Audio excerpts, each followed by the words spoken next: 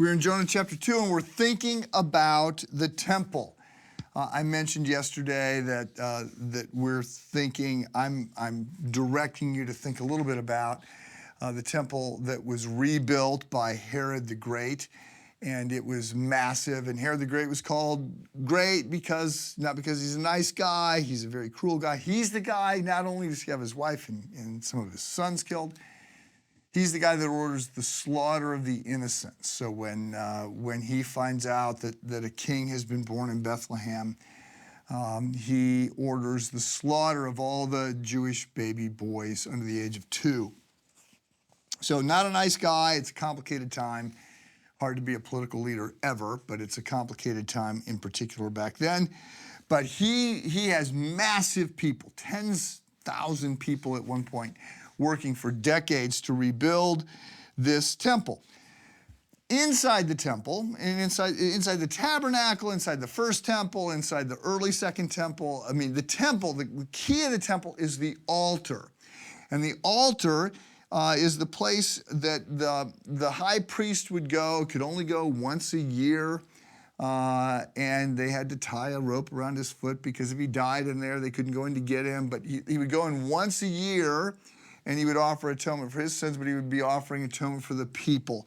This, by the way, is in the temple is where the Ark of the Covenant is, the box that holds a number of things, the 10 Commandments, Aaron's rod, which continues to sprout, although there's it's not connected to the soil and there's no sunlight, and then you got some manna, a number of things.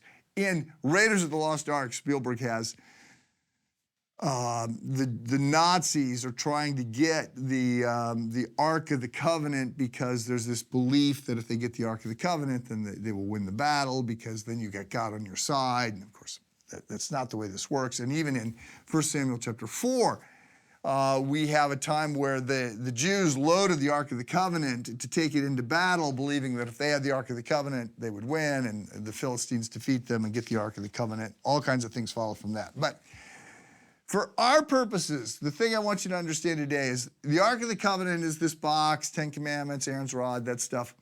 But on top of the Ark is the mercy seat, and it's this gold lid that is shaped, above it is shaped these angels with wings spread.